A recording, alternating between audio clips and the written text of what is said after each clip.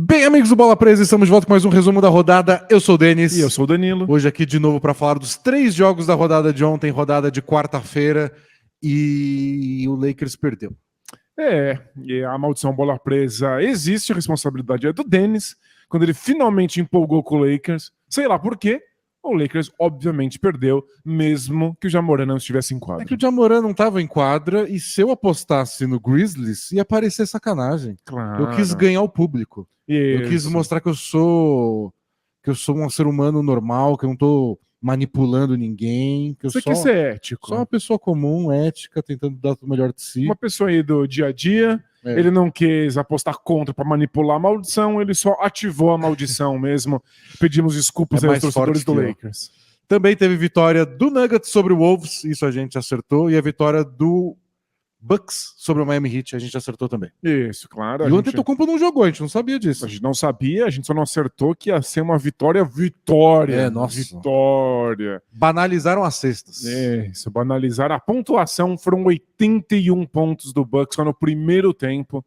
E olha, o Wolves correu o risco também de não ter uma partida assim como não teve a partida do Bucks, mas fizeram aquela sequência de 14-0, e aí a gente teve um jogo de novo. Tava pronto para ir dormir já no terceiro quarto. Se chegar, tava em 20. Se chegar em 30 eu vou, se voltar para 10 eu fico. Perfeito. O Wolves virou o diacho do jogo. Virou o jogo. Bom, a gente vai comentar mais essa aposta errada na KTO no fim do episódio, fazer as apostas nos jogos de hoje. Você tem o cupom BPRESA na KTO para fazer as suas apostas também, e torço que você não tenha uma maldição acompanhada do seu nome, que aí você vai poder ser muito mais alegre que Isso, muito mais feliz, vai dormir um sono muito mais tranquilo. E lembrando que estamos aqui todos os dias, tem resumo da rodada em todas as rodadas dos playoffs, e dessa vez um oferecimento da KTO. E à tarde tem podcast. Hoje é quinta-feira, o podcast continua normal, 5h30 da tarde a gente vai estar aqui para gravar ao vivo o podcast dessa semana. Isso, então a gente vai falar de uma maneira geral sobre os playoffs no podcast e, claro, responder as perguntas e os comentários de vocês lá no chat. Começar com Lakers e Grizzlies. Jogo 2, o Grizzlies foi lá, venceu com grande partida de Xavier Tillman, como esperado, né? Claro. Na ausência de Ja Morant, a próxima estrela do Xavier Tillman foi lá, meteu 22 pontos, 13 rebotes, 5 deles ofensivos, 10 de 13 arremessos, e venceu o duelo dos pivôs contra o Anthony Davis. Como a gente estava esperando, obviamente. Porque eu tenho que me sentir mal de ter errado o palpite. Não, vocês têm razão que o Grizzlies não era exatamente favorito nessas circunstâncias. A gente tem que lembrar que não é só a ausência do Ja Morant que atrapalha o Grizzlies. Eles estão sentindo falta do Steve Adams. Do Brandon Clark. Ou seja, o Tillman não é nem a segunda opção do garrafão do Grizzlies. É a terceira. Até comentaram no Twitter ontem, ele é bom demais para ser uma terceira opção. Ok. Porém, ele é a terceira opção desse time. Ele é bom demais, porém, ruim o suficiente para ser a terceira opção. Exatamente. No mundo normal, no próximo contrato dele é em outro time para ser o titular que joga poucos minutos ou primeiro reserva, mas terceiro pivô é demais. Ontem ele jogou muito bem e seguiu, acho que o roteiro das últimas temporadas, que é o Ja Morant se machuca, o Grizzlies continua jogando bem, a defesa melhora horrores. Fica muito mais sufocante. E a intensidade do time não perde nada. Eles jogam com muita atenção, cometem poucos erros. O Tyus Jones, armador reserva que vira titular na ausência do Ja Morant, é conhecido desde o basquete universitário. Por errar muito pouco. Como um jogador que comete pouquíssimos turnovers, um armador que distribui o jogo, às vezes acelera quando precisa, mas nunca está se arriscando demais. Então o time comete poucos erros, defende muito bem, não tem esse ponto fraco, que é o próprio Ja Morant na defesa, um alvo que o adversário escolhe. Então o time dá certo, foi bem na temporada passada. Eu achei até que melhorou na temporada passada, na série contra o Golden State Warriors. É verdade.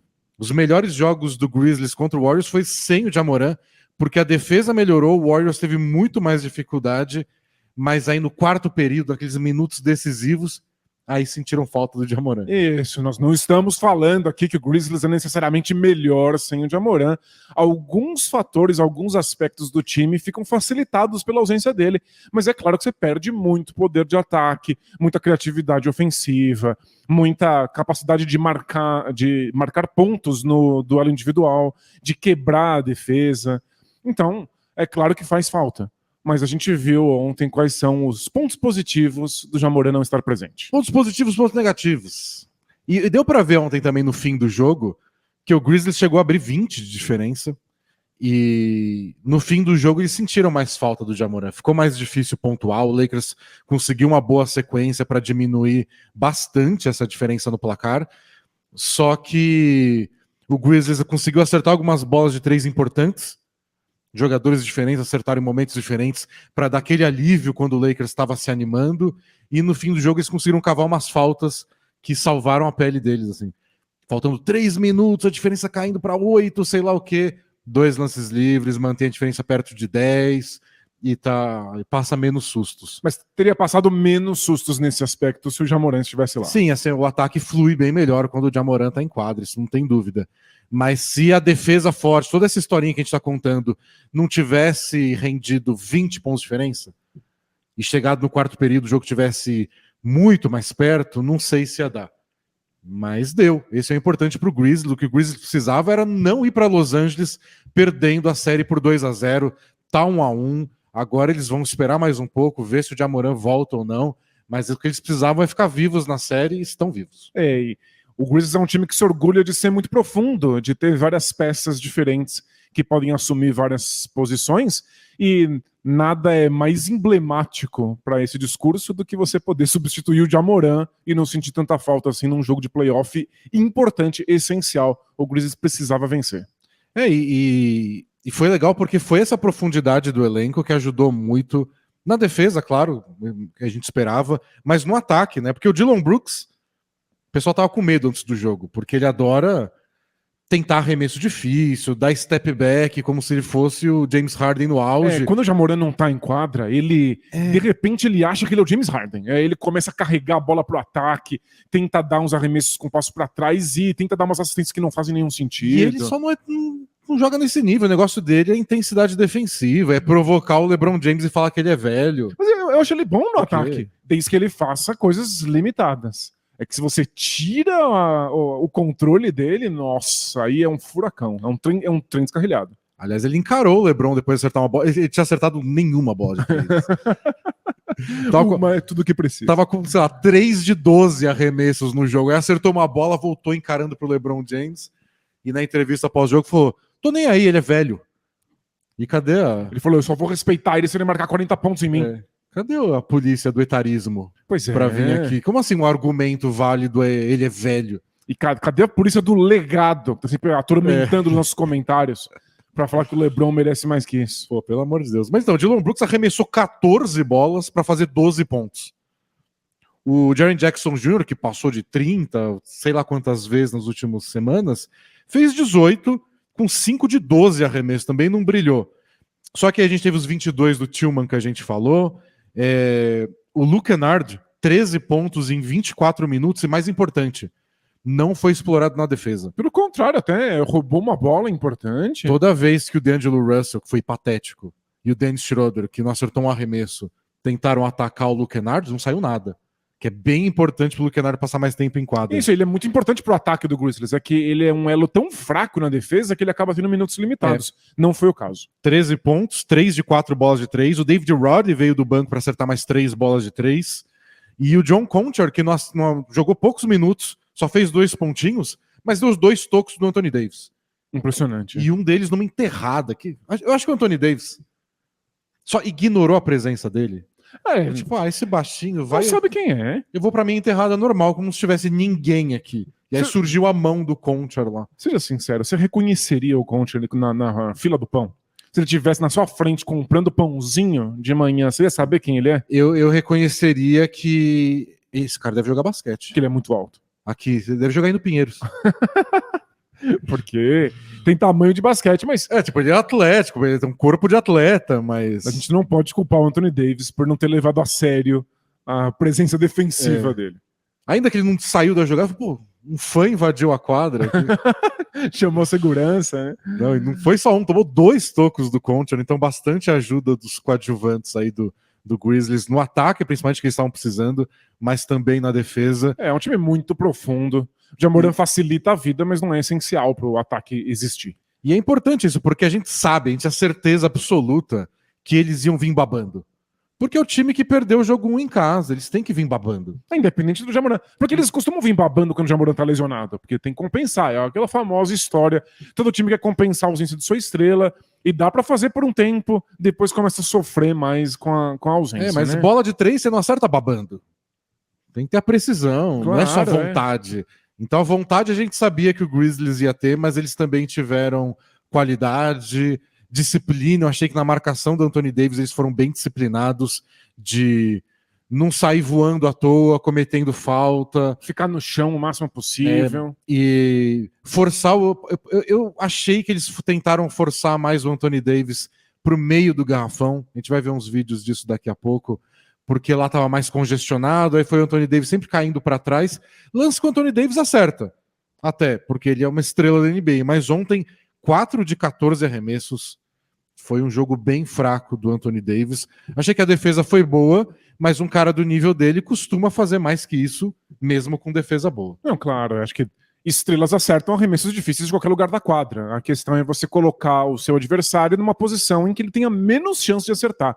Foram 2 arremessos que o Anthony Davis converte, foram os mais difíceis do repertório. Então, ponto para a defesa do Grizzlies. Eu achei legal que no jogo passado o Lakers teve 4 jogadores com 20 pontos ou mais e o D'Angelo Russell com 19, né? Ficando quase. E aí o Dillon Brooks, que só dá entrevista polêmica depois do jogo, no jogo passado ele falou: quero ver o Hachimura jogar assim de novo. Mal sabia ele que era só o Hachimura que ia repetir a boa atuação ofensiva. Pois é.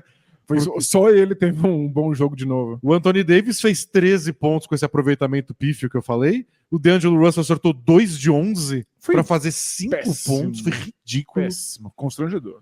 E o LeBron foi bem, claro, ele fez 28 pontos. E o Austin Reeves fez 12 em 12 arremessos. Também não foi o I'm him que ele falou depois no jogo passado. E o Hachimura não, fez 20 pontos, ótimo aproveitamento, acertou bola de 3 de novo. Mal sabia o Dillon Brooks que era só o Hachimura que ia repetir a atuação de alto nível. O Hachimura deve ter se alimentado aí do ódio do Dillon Brooks. Agora só falta ele falar mal de todos os outros jogadores do Lakers. Porque se você se alimenta do ódio do Dillon Brooks...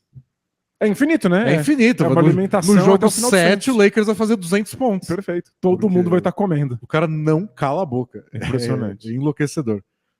E que assim, pra gente, pra quem tá em quadra, deve ser muito irritante. Deve ser chato, é. Mas pra mim, por exemplo, eu que tô acompanhando de longe, na internet, comentário no Twitter, vendo o jogo na TV, pra mim já passa em branco. Não é? Parece tão entretenimento pra mim quanto bate-boca de lutador que vai se enfrentar no UFC. Exatamente. É promoção de luta de boxe. É tipo o Draymond Green. Ele chama atenção quando? Quando ele pisa no peito de alguém. Ele sair batendo palma e falando na orelha de alguém, tipo, ele faz isso. Não, a gente vai ficando dessensibilizado, né? A gente não percebe mais. Entra pro ouvido e sai pelo outro. Por isso que ele nem toma falta técnica mais. Ninguém tá ouvindo. Os árbitros estão ignorando. O Draymond Green tá falando, o árbitro tá falando. Tem alguém aqui?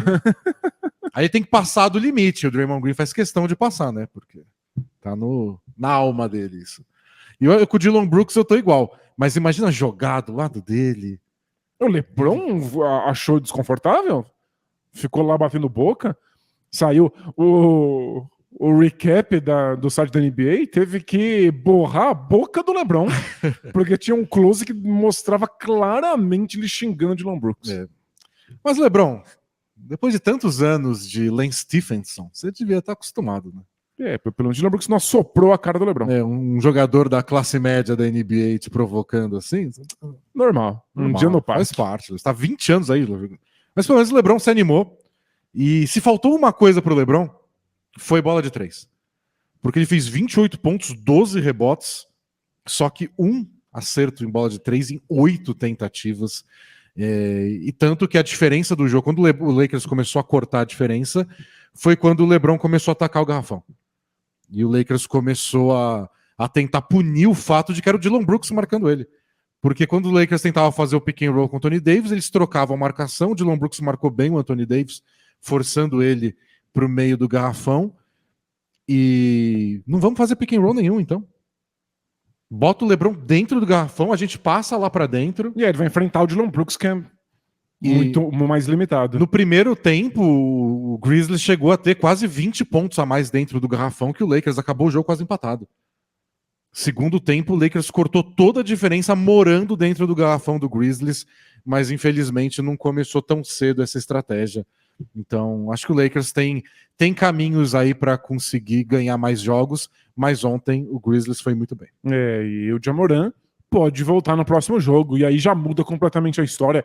Muito difícil analisar qual é o andamento de uma série quando você tem um jogador tão importante que pode ficar entrando e saindo das partidas a qualquer momento. Então, a gente não pode fazer análise do jogo 3 sem o Ja Morant. Ele pode voltar, não tá nada certo ainda. Então, mesmo se esteja certo, não avisaram a gente. Fica bem difícil imaginar como vai ser. O que a gente sabe é que, por enquanto, é uma série parelha. Boa. Eu trouxe uns lances pra gente ver como eles marcaram. O Grizzlies marcou o Anthony Davis, como o Tillman dominou o jogo no primeiro tempo e depois de como o Lakers recuperou com esses lances no garrafão. Boa, bora ver. Começamos aqui no comecinho da partida já, primeiro ataque do Lakers. O Dillon Brooks marcando o Anthony Davis. O Dillon Brooks tá no Anthony Davis e aqui eu acho que o plano é sempre mandar o Anthony Davis pro meio do garrafão. Porque tem 4 defensores no garrafão, né? E o Anthony Davis acerta esses ganchinhos aqui, mas você tenta dificultar. Isso, dos arremessos que ele pode dar, acho que esse é o mais difícil. E aí segue o jogo, até não tem nada de anormal, mas esse é legal do Dillon Brooks, como ele briga com o Anthony Davis pra ele sempre receber a bola longe da cesta. Isso, ele teve que se esforçar para receber o passe, só isso. Você ganha tempo com isso e depois você tenta induzir ele para o meio do garrafão com o ângulo do seu corpo. E aí aqui tá no meio de 4 de novo, acabou que ninguém subiu, mas ele foi para um arremesso caindo para trás. Pro Grizzlies é melhor que uma enterrada. Errou de novo e o Aldama pegou o rebote. Isso podia ter acertado, mas dentro das opções, né? Aqui é o Aldama marcando o Anthony Davis, tenta marcar pela frente. O Grizzlies fez isso várias vezes também ao longo da partida para, na pior das hipóteses, se atrasa o passe. E ele recebeu aqui, aí chega o David Roddy para fazer o sanduíche. Chegou meio atrasado.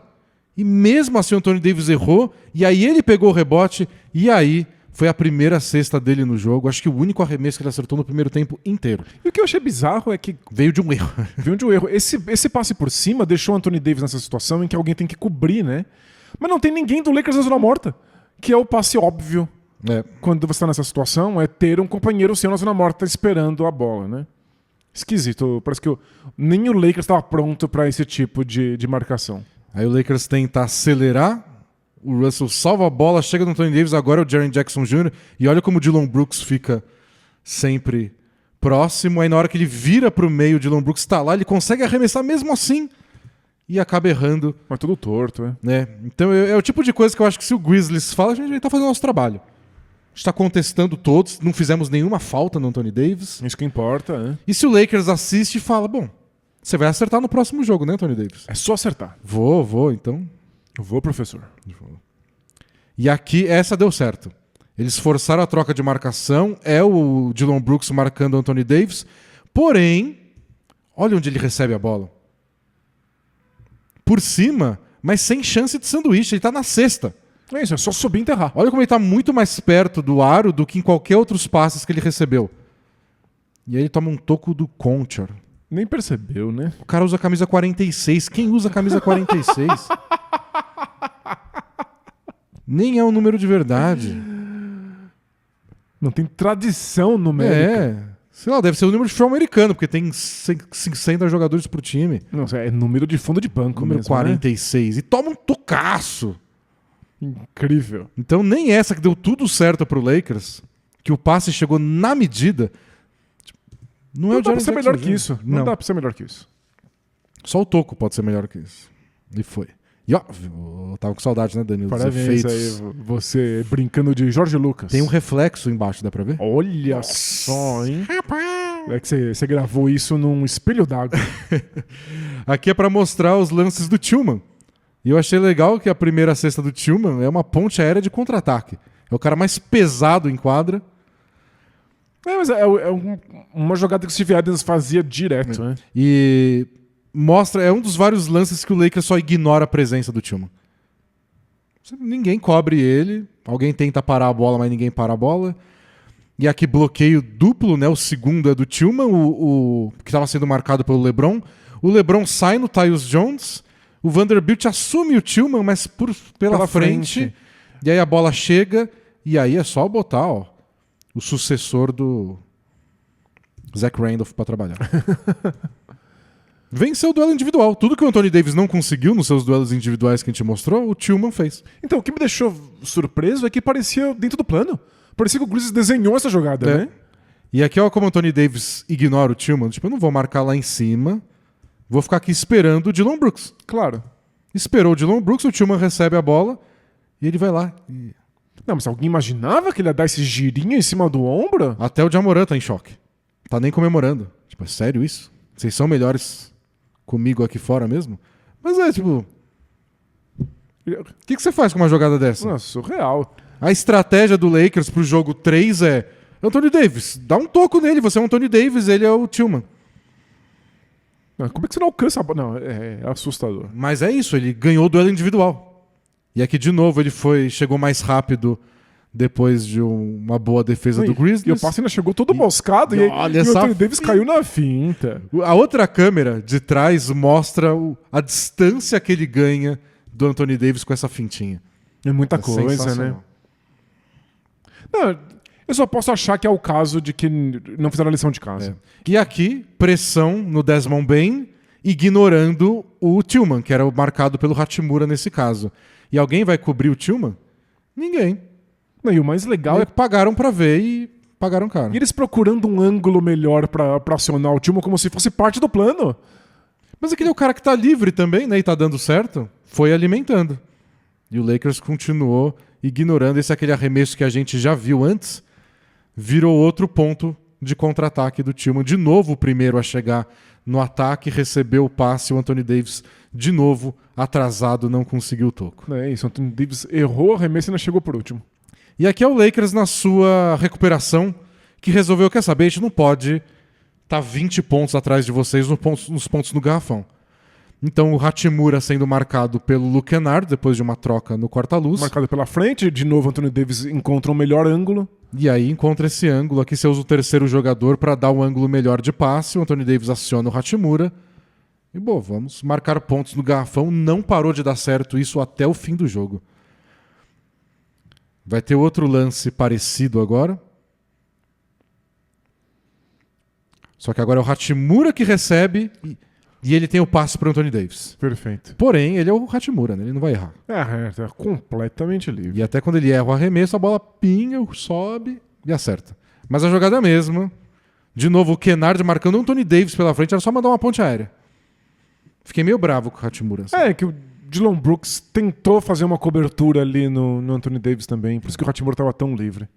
E aí o LeBron atacando o Dillon Brooks. Tipo, eu sou mais alto que você, eu não vou ficar arremessando de 3. E olha o Jaren Jackson Jr. tá.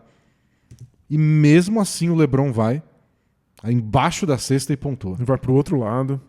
O Grizzlies não teve resposta ao LeBron atacando a cesta sem parar. Aqui eles conseguem mais um passe por cima, de novo o sanduíche que a gente viu no primeiro tempo, só que dessa vez o LeBron corta em direção à cesta. Nossa, no meio de 4 defensores. Na verdade, os 5 defensores do Grizzlies estavam pisando no garrafão quando o LeBron fez esse corte e recebeu o passe para enterrar. E mesmo assim, deu certo. Agora, o passe por cima. O Dillon Brooks não estava nem imaginando que o passe ia chegar agora. Porque parecia que o LeBron estava fazendo aquele cross-screen, né, pro D'Angelo Russell. Isso, é por isso que ele tá fazendo um corta-luz. E parece que a jogada ia passar pro Anthony Davis passar pro LeBron, onde ele estava recebendo a maioria dos passes, né, que é desse lado direito do ataque. Só que o Austin Reeves corta caminho e passa direto pro LeBron. O Dillon Brooks literalmente não viu a bola. Não viu. Ainda na Conferência Oeste, o Denver Nuggets abriu 2-0 sobre o Minnesota Timberwolves. O jogo parecia fácil no primeiro tempo, como pareceu o jogo 1 inteiro. E aí, de repente, no terceiro período, o Wolves fez um 14-0, cortou toda a diferença. Cortou a diferença para 1 ponto e não parou aí. chegou a virar o placar do período inteiro foi 40-23 do terceiro quarto. Os outros 3 períodos o Denver ganhou, então no meu basquete de sets teria sido 3-1 pro Nuggets, de qualquer forma, mas foi uma avalanche que deixou o jogo bem emocionante. O quarto período o Nuggets voltou a assumir a frente, mas não deslanchou assim até os 2 minutos finais. Foi um jogo bem emocionante no fim das contas, porém o Wolves não conseguiu aproveitar esse grande momento para roubar uma partidazinha lá em Denver. Eles abriram 2-0. E depois que fez a sequência do Wolves, a sensação era que o Nuggets ia derreter, que o Nuggets ia tomar esse susto e não ia ter resposta no final do jogo. E aí a gente viu o Jamal Murray assumir a responsabilidade, pontuar. O Michael Porter Jr. foi muito bem no quarto período. Ou seja, o Nuggets teve as suas respostas. O Wolves poderia ter se aproveitado do fator psicológico, de vocês não achavam que ia acontecer nada, mas olha a gente aparecendo. O Nuggets pareceu no controle mesmo assim. Eu achei que o Wolves aproveitou até certo ponto. Tipo, eles conseguiram transformar uma boa sequência de 2, 3 cestas num 14-0, em 2 pedidos de tempo do Nuggets para tentar dar uma acalmada. Eles conseguiram voltar para o jogo e achei que eles foram inteligentes nesse período, que estava dando tudo certo, de continuar alimentando o Anthony Edwards. Porque foi o que deu certo. Porque o Towns teve mais um jogo fraco, né? Ele marcou 10 pontos, acertou 3 de 12 arremessos. O Edwards que brilhou fazendo 41 pontos.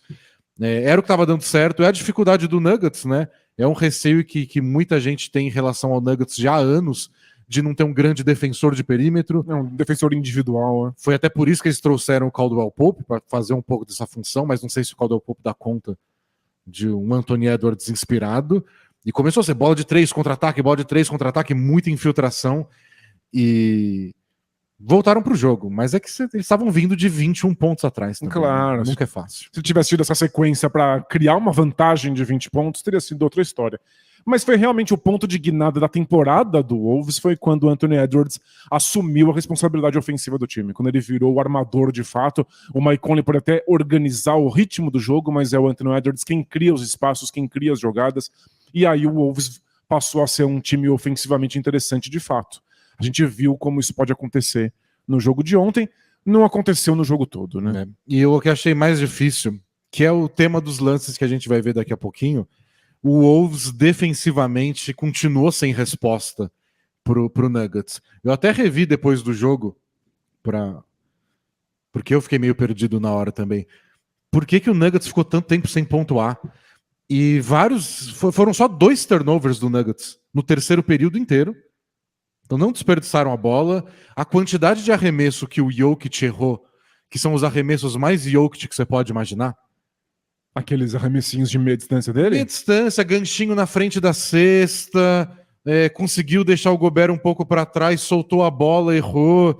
Arremesso do Jamal Murray equilibrado, que ele acertou todo o resto do jogo. Foi uma sequência ali de 4, 5 minutos que o Nuggets errou arremessos que fazem parte do repertório. Não foi uma grande resposta defensiva do Wolves, né? Não. E importante pro Wolves, porque é difícil também acertar arremesso por 48 minutos. Bom pro Wolves que eles transformaram isso em contra-ataque, em um bom momento.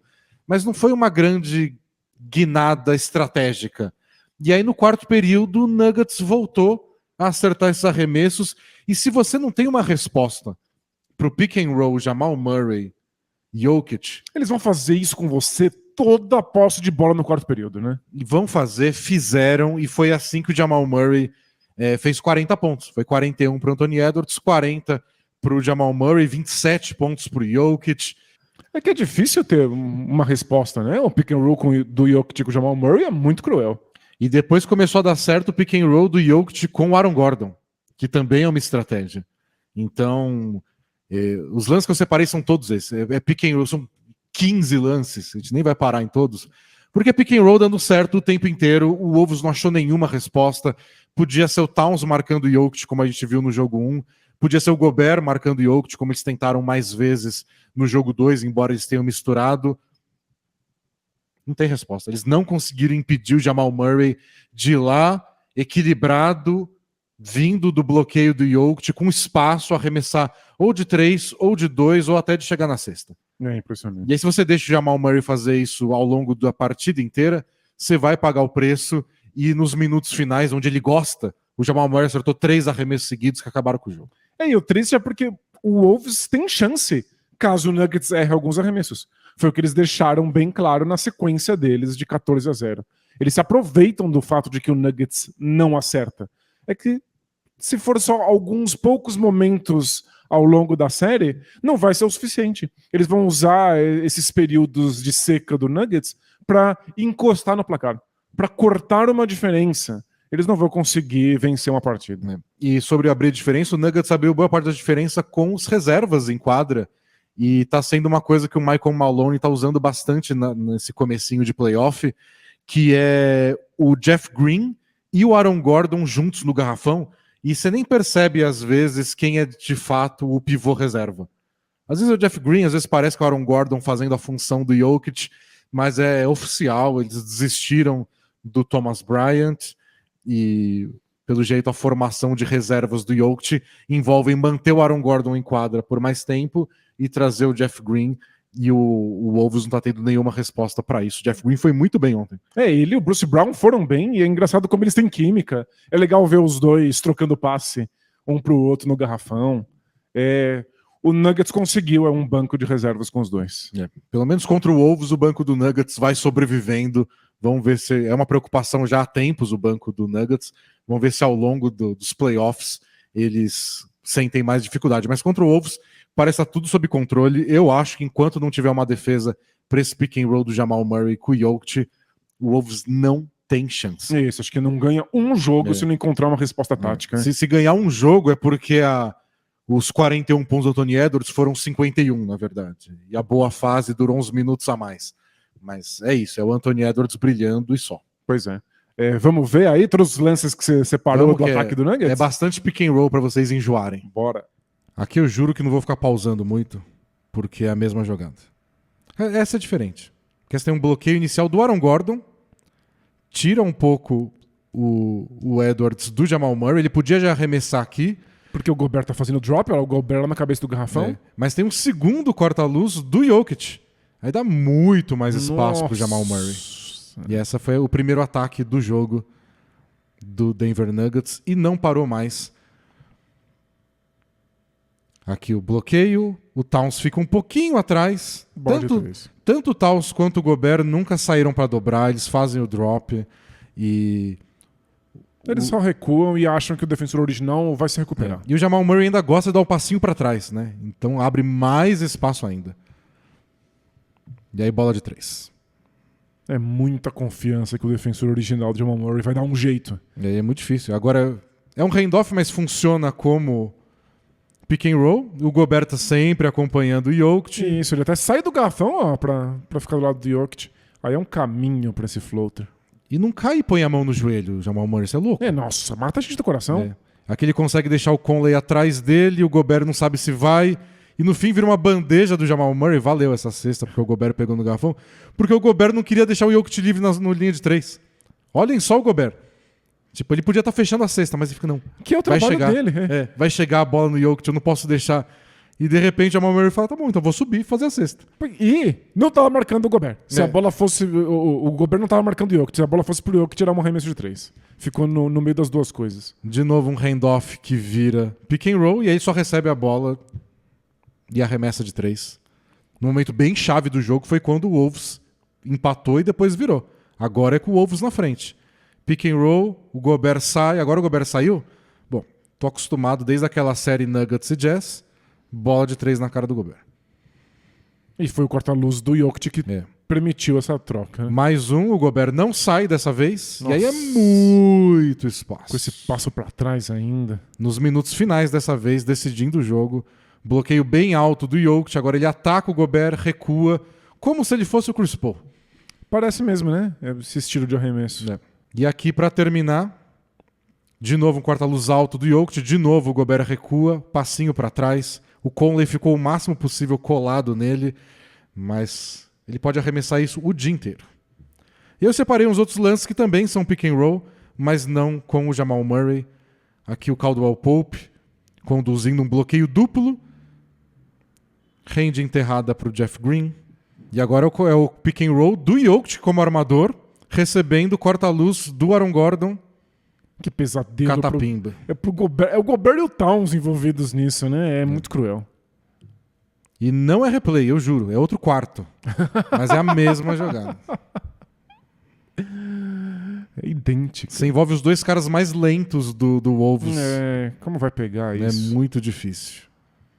E aqui mais um. De novo troca de marcação. De novo o marcador do garrafão aqui. O Towns tem que sair. Dessa vez não do Jeff Green, mas do Aaron Gordon.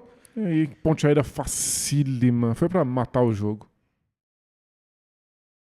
Para terminar, Conferência Leste, o Milwaukee Bucks devolveu o resultado da primeira partida, venceu o Miami Heat, igualou a série 1-1, como a gente já disse várias vezes, seria trágico demais ir com 2-0 para Miami, mas deu uma preocupaçãozinha no começo do jogo, porque alguns minutos antes da partida a gente descobriu que o Antetokounmpo não ia jogar. Isso, tá com uma lesão aí na base das costas, foi cortado do jogo, e aí deu um suorzinho, né? Porque precisando vencer sem sua principal estrela... Aumentou pelo menos a chance, a esperança do Heat ganhar mais um jogo fora de casa, e aí mesmo que o Antetokounmpo voltasse para o resto da série, era um buraco bem profundo para escapar. Mas não, o Bucks, conseguiu compensar a ausência do Antetokounmpo, marcando 138 pontos. Não, isso não é nada. Foram 81 pontos no primeiro tempo. É muito engraçado. Se você conta para um amigo detalhes específicos do jogo e pede para ele adivinhar qual foi o placar, ele não vai conseguir de jeito nenhum. Fala para ele que o Antetokounmpo não jogou e que o Heat jogou muito bem, acertando seus arremessos no primeiro tempo. E aí, vê se ele desconfia que o Heat perdeu de 30 pontos, que o Bucks acertou, fez 81 pontos só no primeiro tempo, recorde da história da franquia num jogo de playoff, 25 bolas de 3 pontos convertidas, recorde da franquia num jogo de playoff. Se você fala que está enfrentando o Bucks sem Antetokounmpo e o Heat, com aquele ataque deles que tem dia que parece noite, marcou 122 pontos, eles ganharam. Pois é, o ataque funcionou. Ganharam. O ataque do Heat foi bem sucedido. É que o ataque do Bucks foi bem sucedido num nível sem precedentes. Só no primeiro tempo, 21 pontos pro Drew Holiday, 19 pro Brook Lopes. Foi um 40 jogo pontos, da vida do Brook Lopes. 40 pontos entre os dois, então praticamente metade dos 81, só no primeiro tempo. E quando acontece esse tipo de aberração, quando um time marca tantos pontos assim, a gente sempre fala isso no Bola Presa. É uma junção entre dois fatores. Um time tem que estar muito inspirado ofensivamente e o outro time tem que estar com problemas defensivos muito sérios. Uma só das coisas não é o suficiente para você marcar uma avalanche de pontos dessa maneira. Então, ofensivamente, o Bucks foi perfeito.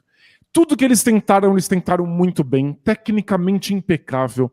Todos os jogadores pontuaram, uma quantidade, um repertório de jogadas diferentes, assim, invejável. A gente viu eles pontuarem no garrafão, no perímetro, e vários jogadores só acertando arremesso difícil. O que teve de cesta do Middleton, em que ele caminhou com a bola, parou na linha de 3 pontos e arremessou. E foi só isso. E tinha um defensor na frente dele, mas eles converteram mesmo assim. Então, esse é o tipo de coisa que é o time fazendo direito. São os jogadores tendo uma noite especial. Mas defensivamente, o Heat se atrapalhou tanto. Eles não tinham resposta. E o Heat mudou, né? O Heat trouxe o Duncan Robinson para ser titular, na ausência do Tyler Hero, que quebrou a mão no jogo passado. Duncan Robinson mal estava jogando, foi para o time titular, talvez para não mexer na rotação dos reservas. Jogou 6 minutos no primeiro tempo. Ele foi completamente destruído na defesa. Zerou na pontuação, nem tentou um arremesso. Não foi o melhor experimento da vida do Spoelstra. E eu não me recordo de uma partida defensiva tão ruim do Jimmy Butler em toda a carreira dele. Claro que eu não assisti todos os jogos, mas eu não tenho nenhuma memória de ver o Jimmy Butler saindo tão mal. Ele estava o tempo inteiro atrasado, correndo atrás de alguém que estava livre, sempre batido no drible. Quando ele foi batido no drible, porque ele estava em rotação, pelo Joe Ingles, aí você percebe que alguma coisa deu realmente errado. Não é meu Jimmy Butler esse aí. Nossa, foi realmente constrangedor. Mas é porque o Miami Heat não conseguia se tentava marcar o garrafão, tomava uma bola de 3 pontos. Aí fazia uma rotação para marcar o perímetro. Aí o Brook Lopes pontuava embaixo da cesta. Eles não tinham o material humano necessário para parar a quantidade de pontos que o Bucks estava marcando. Foi um desses jogos, assim, de fazer o Heat considerar se eles querem jogar basquete. E repetindo o que a gente falou do Ja Morant, eu não sei o quanto dá para levar desse jogo na análise da série, né? Que o Antetokounmpo não tá jogando, tudo dá certo pro Bucks ofensivamente. Será que alguma coisa foi aprendida e vai levar de um jogo pro outro, ou só vale o placar? Tá 1-1, agora o jogo 3, vamos ver o que acontece. Olha. Que o Heat também, o Jimmy Butler vai ficar sendo batido pelo Joe Ingles nos próximos jogos? Então que ele vai, se o Bucks estiver acertando todos os arremessos de fora e girando a bola e alimentando o Brook Lopes dentro do garrafão. Porque a questão do Jimmy Butler foi só que ele estava em movimento o tempo inteiro tentando tapar um buraco. E o fato de que o Bucks consegue fazer isso sem o Antetokounmpo, olha, eu acho bem esquisito que a gente tenha um próximo jogo na série.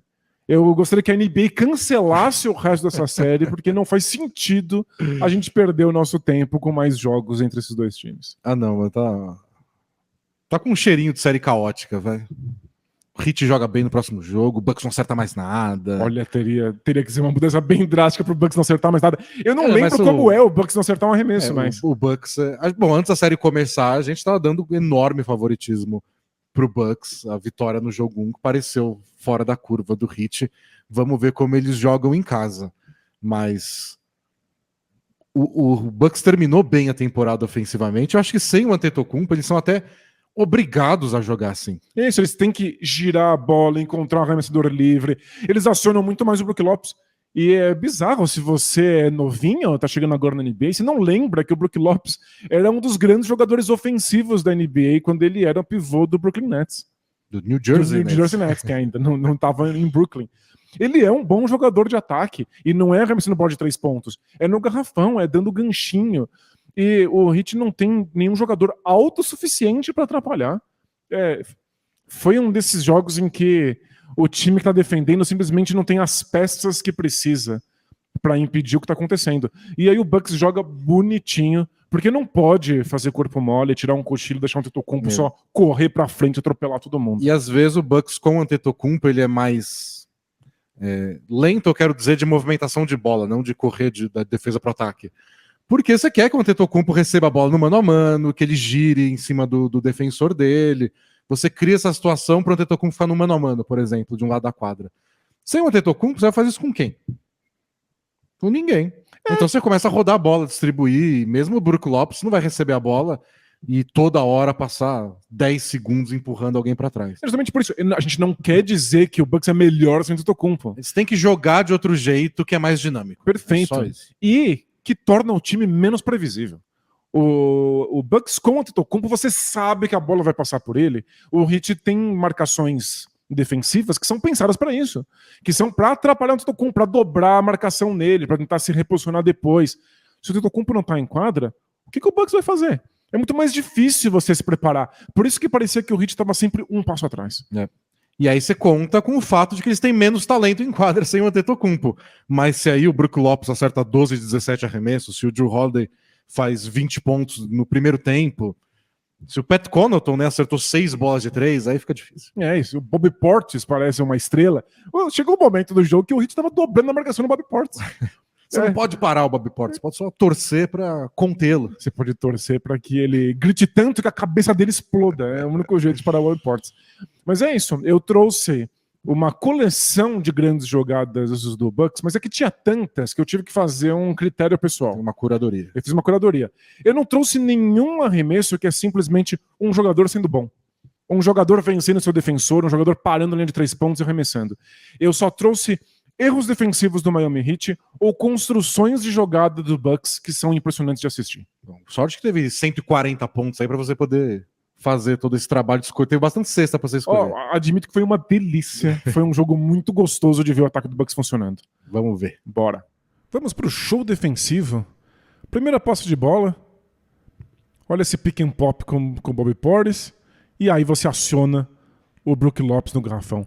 É que a tentação, né? Você tá vendo o Max Struz marcar o Brook Lopes ou não?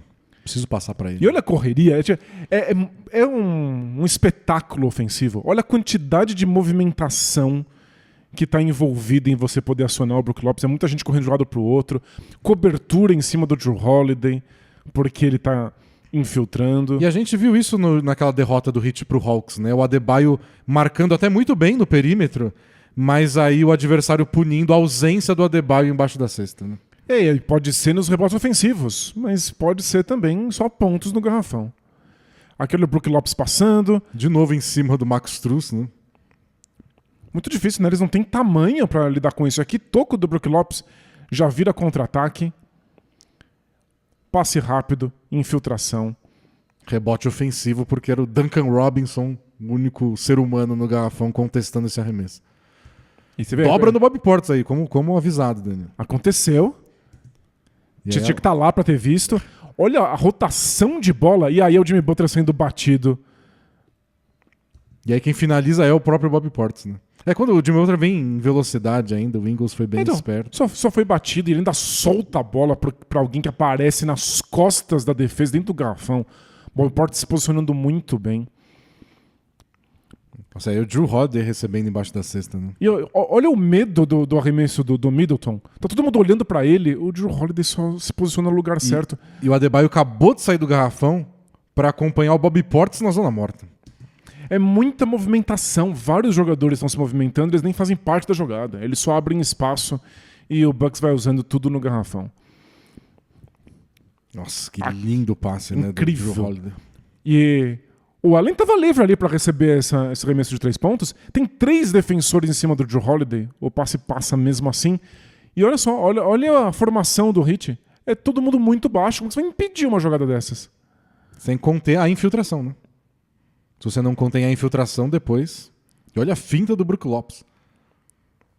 Jimmy Butler foi batido pelo Brook Lopes no drible também. Em movimento, porque o Jimmy Butler não só estava atrasado, mas também estava com medo do arremesso de 3 pontos do Brook Lopes. Foi muito medo de que os arremessos caíssem. E isso vai criando mais espaço. Porque estavam caindo, né? Claro. Então se o Bucks acerta, a chance de acertar o próximo é muito maior. E isso aí é desgraçar pouco, é bobagem. Olha aí, o jogo tá parelho, porque o Heat tá acertando os arremessos. Mas muito perto do estouro do cronômetro. Você ainda consegue acionar o Brook Lopes no garrafão e ele converte. Gancho no quadradinho. Que loucura, né? E aí o segundo quarto foi ainda mais incrível.